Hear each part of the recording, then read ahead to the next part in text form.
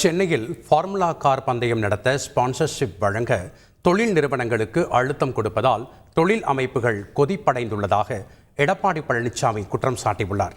X தளத்தில் எடப்பாடி பழனிசாமி வெளியிட்டிருக்கும் அறிவிப்பில் 2 ஆண்டுகளுக்கு சென்னையில் ஃபார்முலா கார் பந்தயத்தை நடத்த மாட்டோம் என்று சென்னை உயர்நீதிமன்றத்தில் உறுதிப்பத்திரம் தந்துவிட்டு இப்போது இளைஞர் நலன் மற்றும் விளையாட்டுத்துறை கூடுதல் தலைமைச் செயலாளர் ஃபார்முலா கார் பந்தயத்தை சென்னை மாநகரில் நடத்துவதற்காக ஸ்பான்சர்ஷிப் வேண்டி நேர்முக கடிதம் எழுதியிருக்கிறார் என குறிப்பிட்டுள்ளார்.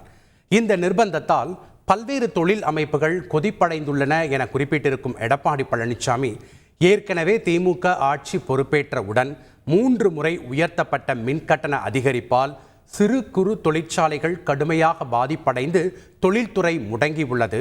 இந்த நிலையில் திமுக அரசு தனது அதிகாரத்தை பயன்படுத்தி ஃபார்முலா கார் பந்தயத்தை நடத்திட ஸ்பான்சர்ஷிப் வழங்க வலியுறுத்துவது கண்டிக்கத்தக்கது என தெரிவித்துள்ளார்.